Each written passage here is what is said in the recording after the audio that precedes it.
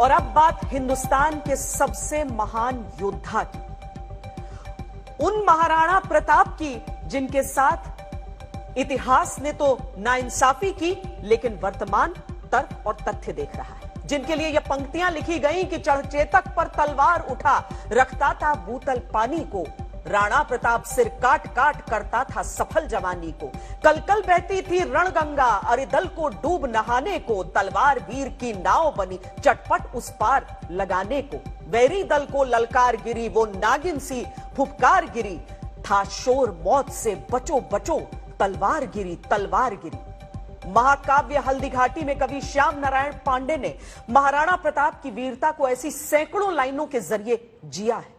हल्दी घाटी युद्ध में राणा की वीरता को बीते 445 वर्षों में जनमानस भूल नहीं सका है। भले इतिहास की कुछ किताबों ने उन्हें हारा हुआ योद्धा माना हो, लेकिन अब इतिहास बदल रहा है। अब आर्कियोलॉजिकल सर्वे ऑफ इंडिया भी इस बात को मान रहा है कि राणा प्रताप हल्दी घाटी की लड़ाई में हारे नहीं थे। एएसआई ने उस शिलाखंड को हटाने का आदेश दिया है जिसमें महाराणा प्रताप की हार लिखी गई थी। जिसकी जयकार प्रताप है,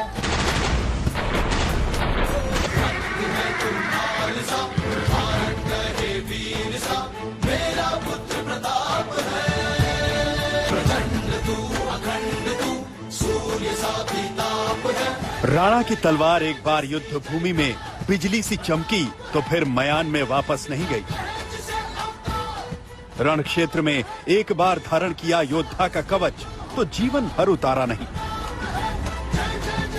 ये कहानी है शौर्य के सूर्य महाराणा की। ये कहानी है स्वतंत्रता के शूरवीर महाराणा की।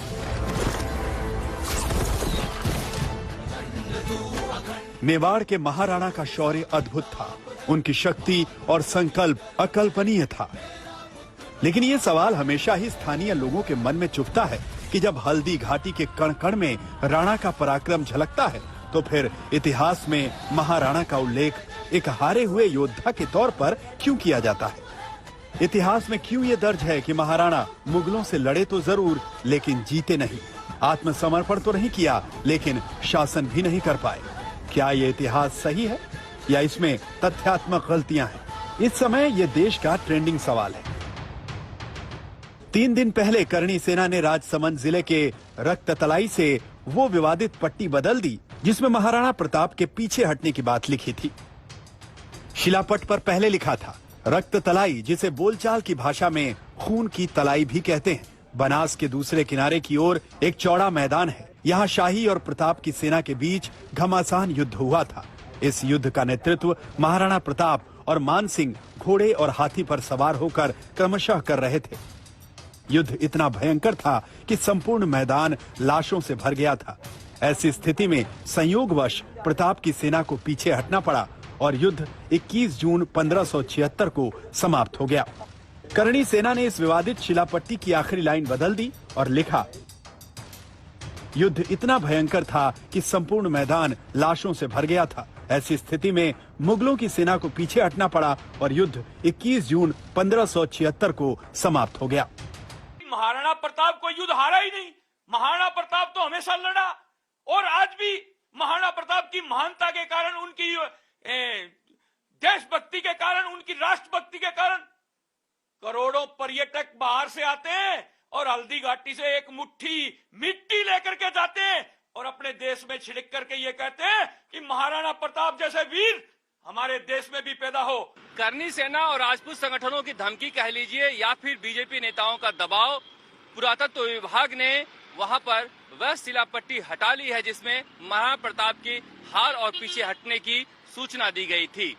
अब पुरातत्व विभाग का कहना है कि पुरातत्वविदों और इतिहासकारों की एक टीम बनाई गई है जो तय करेगा कि उस पर क्या लिखा जाएगा। उसके बाद ही नई शिलापट्टी लगाई जाएगी। विवाद तो पुराना है, लेकिन आर्कियोलॉजिकल सर्वे ऑफ इंडिया ने अब संज्ञान लिया और पुराने शिलापटों को बदलने का फैसला ले लिया। अफसर बोल रहे हैं अब नए शिलापट पुष्ट ऐतिहासिक तथ्यों के आधार पर ही होंगे। ये महाराणा प्रताप के स्वाभिमान, शक्ति, पराक्रम और स्वाभिमान से, विशेष रूप से स्वाभिमान से संबंधित है और उसी चीज को ध्यान में रख के इन सूचना पटों में परिवर्तन किया जाएगा।